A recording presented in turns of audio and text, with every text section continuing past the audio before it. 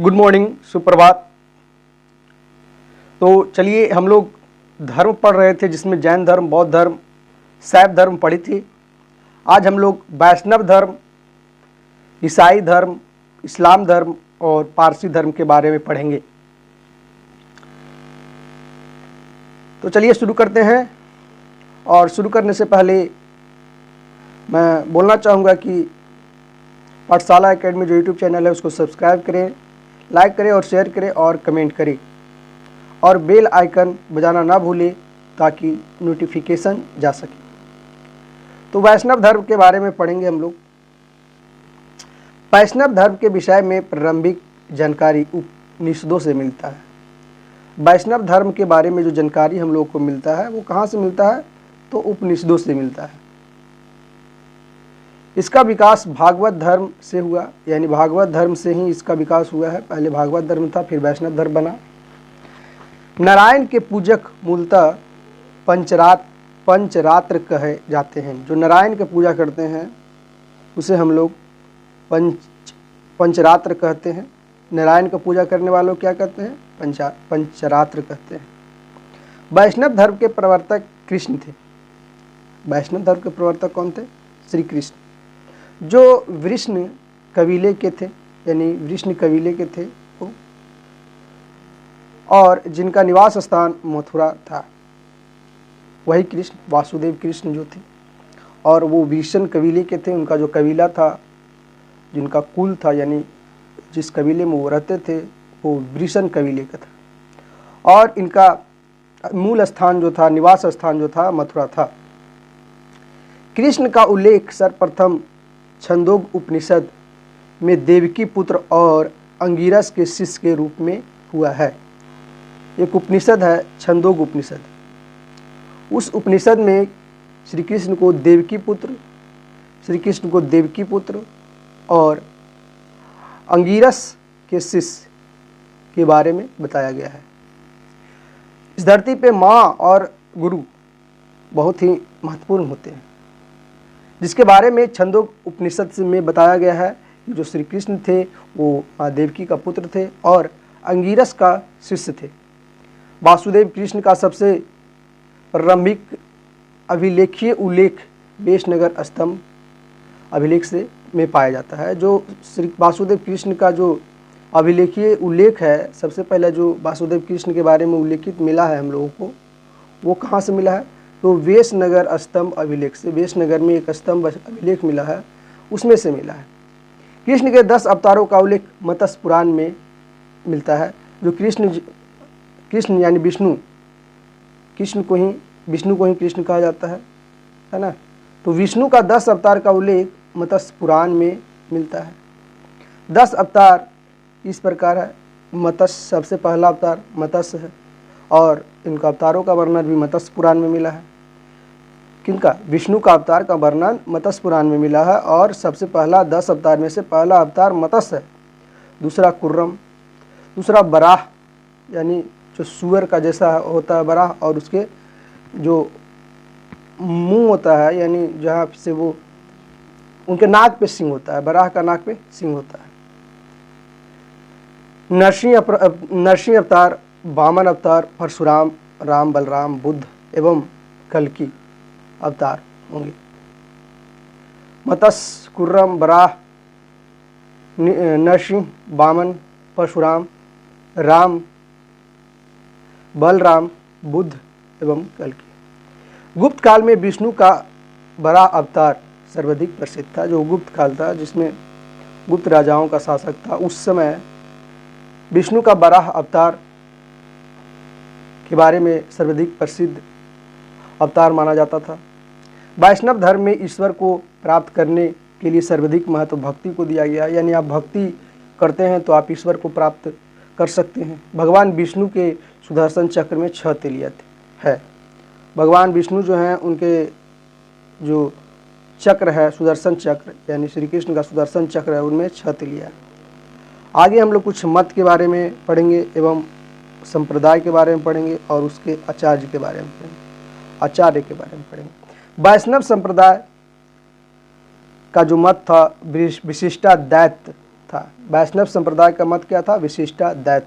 और इनके आचार्य कौन थे? रामानुज। वैष्णव संप्रदाय का जो मत था विशिष्टाद्वैत था और उनके आचार्य कौन थे? रामानुज।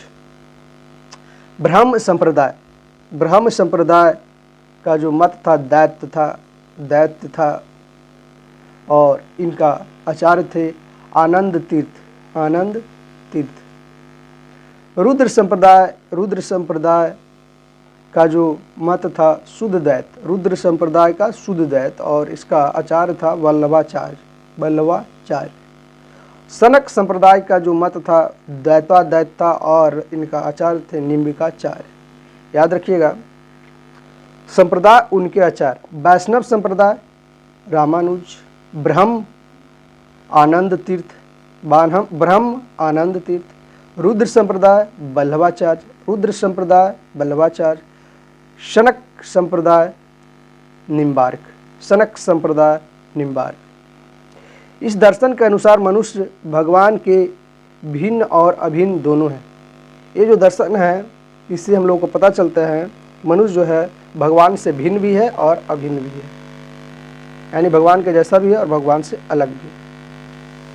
आगे हम लोग पढ़ेंगे कुछ प्रमुख और संप्रदाय हैं, उनके संस्थापक हैं और उनके द्वारा जो पुस्तक लिखा गया है, उनका जो पुस्तक है उनके बारे में पढ़ेंगे। तो पहला आता है बरकरी संप्रदाय और बरकरी संप्रदाय का संस्थापक कौन थे? नामदेव थे। बरकरी संप्रदाय के संस्थापक नामदेव थे। श्री वैष्णव संप्रदाय के संस्थापक रामानुज थे। परमार्थ संप्रदाय के संस्थापक रामदास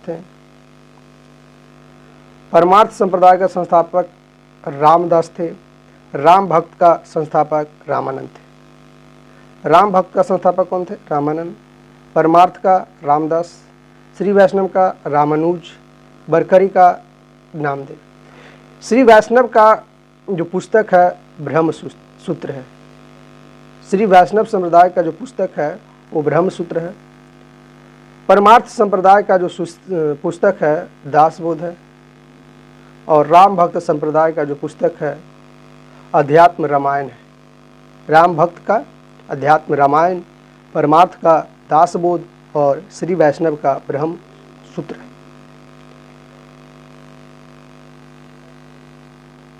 आगे चलते हैं।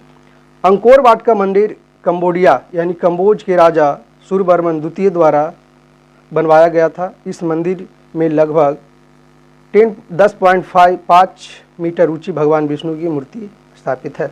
अंकोर वाट का मंदिर कहाँ है? कंबोडिया में। अंकोर वाट का मंदिर कहाँ है? कंबोडिया यानी पहले उसको कंबोज कहा जाता था। कौन बनाया? राजा सूर्यवर्मा सेकेंड ने अंकोर वाट का मंदिर बनवाया था। इस मंदिर में लगभग 10.5 यानी 10.5 फीट ऊंची भगवान विष्णु की मूर्ति स्थापित है। पूछेगा क्वेश्चन, अंकोर वाट का मंदिर कहाँ है? तो कंबोडिया में। किस भगवान का मूर्ति है? तो विष्णु भगवान का। और इसे कौन बनवाया था? तो राजा सूर्यवर्मा सेकेंड। मूर्ति की लंबाई की कितनी फीट की ऊंची मूर्ति है? तो 10.5 फीट की। इस्लाम धर्म के बारे में हम लोग पढ़ेंगे। इस्लाम धर्म के संस्थापक हज़रत मोहम्मद साहब थे। हज़रत मोहम्मद साहब का जन्म 570 ईस्वी में मक्का के पास प्रमुख कुरैश कबीले में हुआ,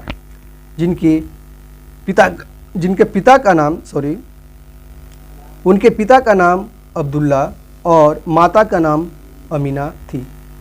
उनका लालन पालन उनके चाचा अबू तालिब ने किया था। यानी जो इस्लाम धर्म के संस्थापक थे हज़रत मोहम्मद साहब, उनका जन्म 570 ईस्वी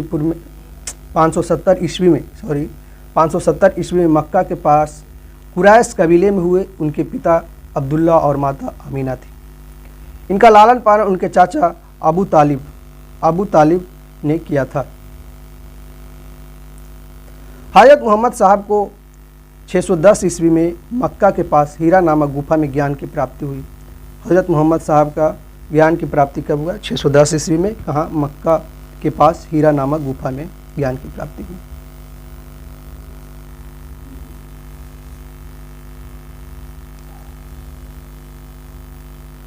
चौबीस सितंबर 622 ईस्वी को पैगंबर की मक्का से मदीना की यात्रा इस्लाम जगत में मुस्लिम संवत के नाम से जाना जाता है। 24 सितंबर 622 ईस्वी को पैगंबर ने मक्का से मदीना तक की यात्रा की और इसी को मुस्लिम संवत यानी हिजरी संवत के नाम से जाना जाता है। मुस्लिम संवत और हिजरी संवत के नाम से जाना जाता है। मुहम्मद की शादी 25 वर्ष की अवस्था में खादिजा नामक विधवा के साथ हुई थी। मुहम्मद साहब का शादी जो है 25 वर्ष की अवस्था में हो गया। अब किसके साथ? तो खादिजा नामक विधवा के साथ हो गया। मुहम्मद की पुत्री का नाम फातिमा और दामाद का नाम अली है। मुहम्मद का पुत्री का नाम फातिमा और दामाद का नाम क्या है? अली।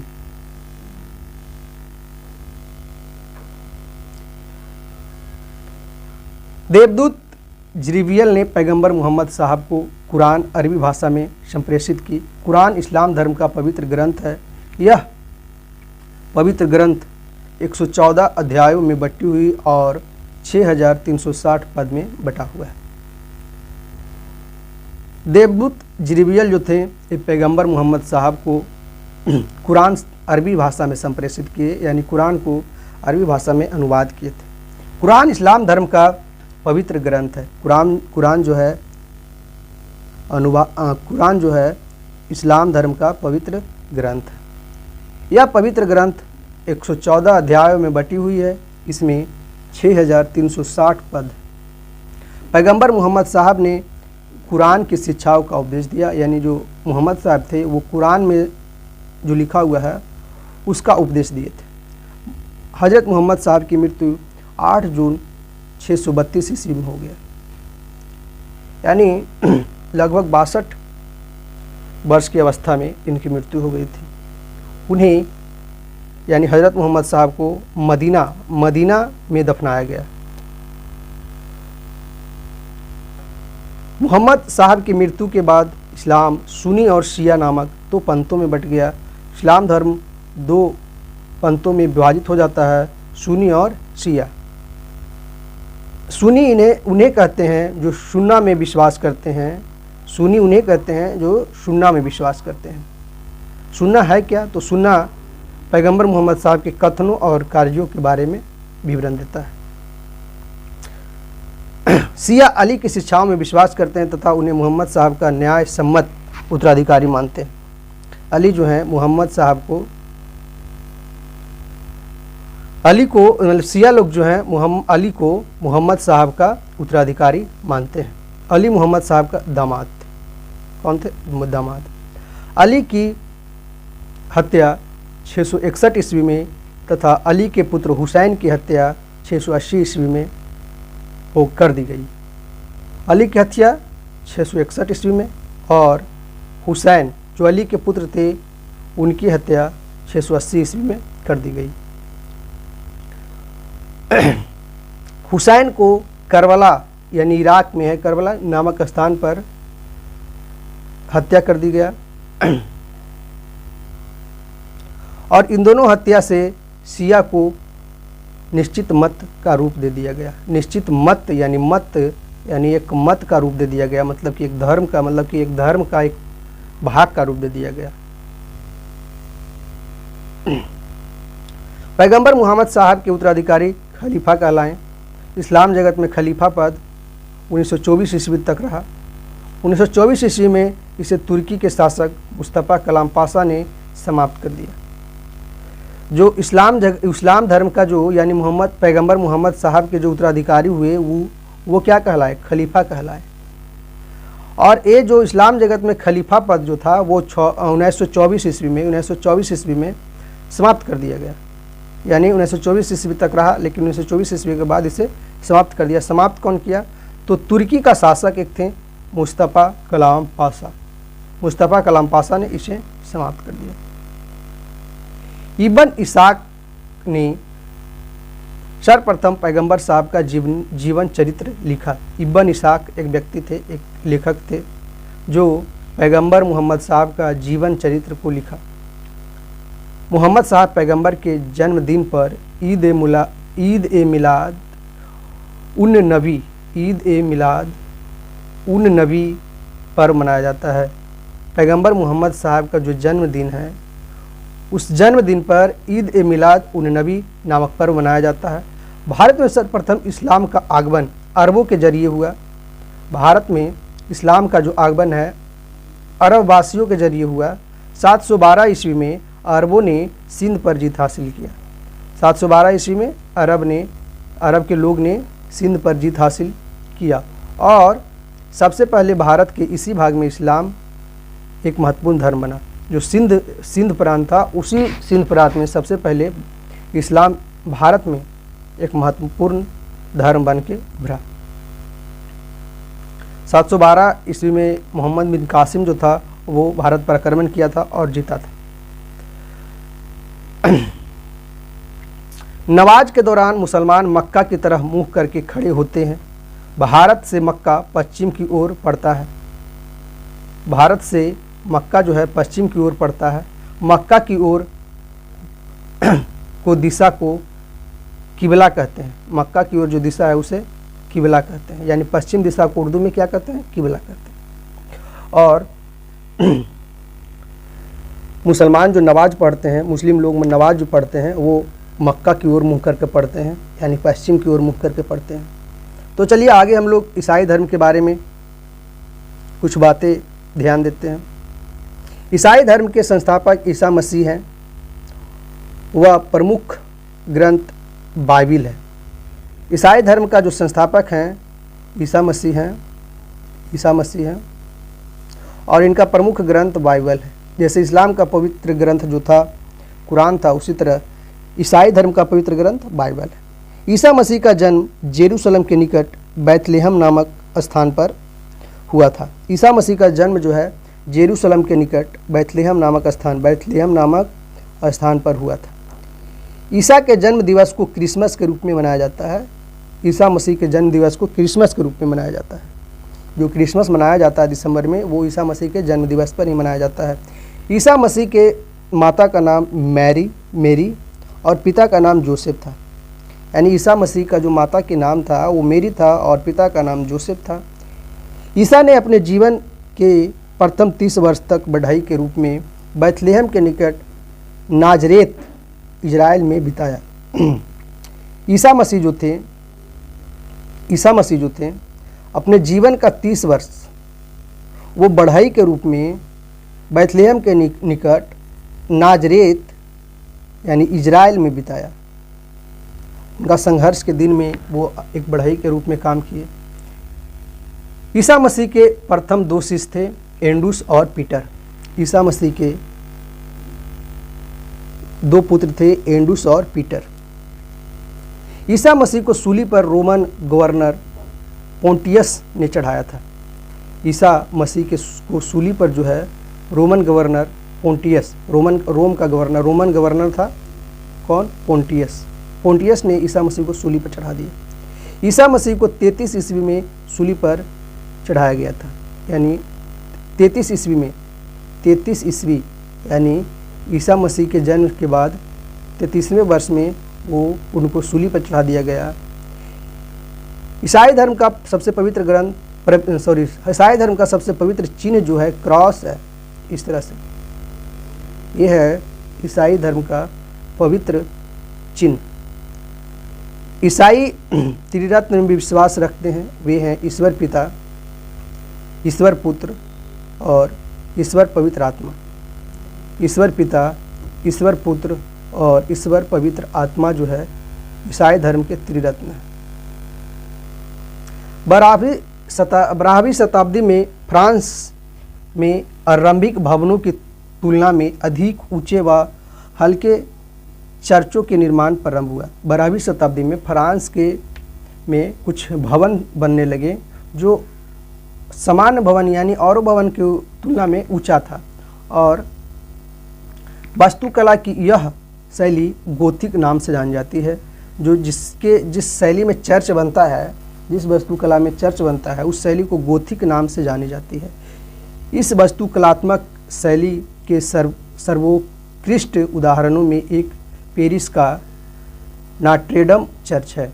इस गॉथिक शैली में, ये जो गॉथिक शैली है, चर्च बनाने की गॉथिक शैली है, उसी में से एक सर्वोत्कृष्ट उदाहरण है कौन सा? जो पेरिस का नॉट्रे-डेम चर्च है, वो गॉथिक शैली का सर्वोत्कृष्ट उदाहरण है। आगे हम लोग चलते हैं। पारसी धर्म के पैगंबर ज़राथुस्त्र ईरान के थे। यानी पारसी धर्म के बारे में हम लोग पढ़ेंगे अब, और इनके पैगंबर जो थे, पारसी धर्म में के गुरुओं को क्या कहा जाता है? पैगंबर। पैगंबर कौन थे? ज़राथुस्त्र थे, ज़राथुस्त्र, और वो ईरान के थे। इनके शिक्षाओं का संकलन जिंदा अवेस्ता नामक ग्रंथ में मिलता है। जो ज़राथुस्त्र शिक्षा दिए हैं, उनका संकलन जो है एक पुस्तक में किया गया है, जिसको हम लोग जिंदा अवस्था कहते हैं, जो पारसियों का धार्मिक ग्रंथ है। पारसियों का धार्मिक ग्रंथ कौन है? जिंदा अवेस्ता। इनकी मूल शिक्षा का सूत्र है सद्विचार, सद्वचन, सद्कार्य। जो ज़राथुस्त्र हुए, उनका मूल शिक्षा है सद्विचार, अपना विचार अच्छा रखिए, सद्वचन, जो भी बोलिए अच्छा बोलिए, और सद्कार्य, जो भी काम करिए वो अच्छे काम करिए। इसके अनुयायी एक ईश्वर अहूर को मानते हैं। इसके अनुयायी एक ईश्वर अहूर को मानते हैं। यानी ईश्वर जो है अहूर को मानते हैं, अहूर एक ईश्वर हैं, उनको मानते हैं। इस धर्म के अनुयायियों को अग्नि पूजक भी कहा जाता है। फारसी धर्म के अनुयायी को क्या कहा जाता है? अग्नि पूजक। अग्नि का पूजा करते होंगे, इसलिए अग्नि पूजक भी इन्हें मानते हैं। तो चलिए देखते हैं आगे क्या है। आगे है मगध राज का उत्कर्ष, और ये बहुत लंबा चैप्टर है, इसको पढ़ लेते हैं। मगध राज का उत्कर्ष के बारे में छोड़िए, इसको कल पढ़ेंगे। तो थैंक यू, और पाठशाला एकेडमी यूट्यूब चैनल को सब्सक्राइब करें, लाइक करें, और शेयर करें, और कमेंट करें